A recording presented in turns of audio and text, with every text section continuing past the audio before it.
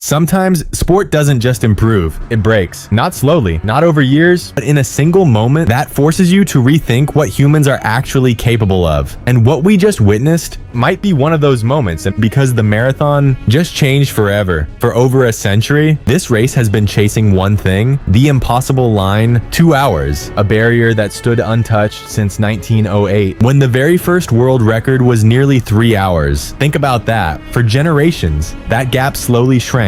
From 3 hours to 2:30, from 2:30 to 2:10, from 2:10 to just over 2 hours. Every second mattered. Every improvement felt like a breakthrough. But that final barrier, it felt different. Because this wasn't just another record, this was a limit people believed might never fall. And yet, humans kept getting closer. Year after year, generation after generation, runners chipped away at it. Minutes became seconds. Seconds became dreams. And eventually, we got impatient. We tried to force it. Perfect pacing, perfect weather, perfect shoes. And in 2019, Eliud Kipchoge crossed that line under 2 hours, but not officially, which meant the questions still remained. Could it be done for real? Then came Kelvin Kiptum, young, fearless, different. At just 23 years old, and he ran 2 hours and 35 seconds, the closest anyone had ever come. But it wasn't just the time, it was how he did it. He didn't fade, he didn't slow down, he got faster. A negative split so aggressive, it changed how people thought about the marathon. He wasn't just chasing history, he was about to finish it, and then everything changed. Just like that, the future of the marathon disappeared.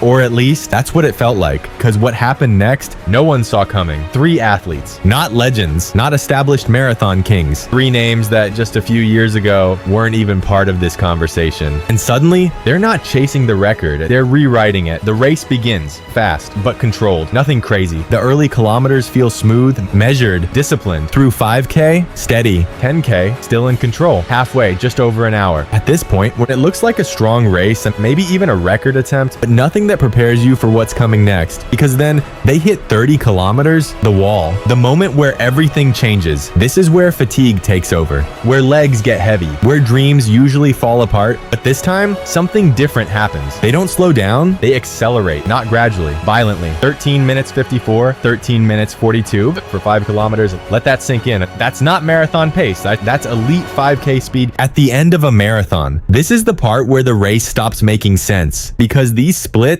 fresh, on a track, would qualify you for a world championship final, and they're doing it after running 30 kilometers. It doesn't add up, it shouldn't be possible, but it's happening right in front of us. And then the moment Sebastian saw, calm, focused, almost effortless, no panic, no tension, just control. He moves, and when he moves, no one can respond. Stride opens up, cadence sharpens, and suddenly, he's gone. Step by step, the gap grows. The crowd realizes, the commentators feel it. Something historic is happening. The clock keeps ticking, and for the first time, it's not chasing the athlete. The athlete is chasing the impossible and catching it. 1 hour, 59 minutes, 30 seconds. A real, official, sub 2 hour marathon. No pacing cars, no controlled experiment, and just a race and history. But somehow, that's not even the craziest part, because he didn't just break the barrier, he destroyed it, running the second half faster than the first. After 21 kilometers, he got quicker. Think about how insane that is. Behind him, another athlete goes under 2 hours. The second man in history, and a third still under the previous world record.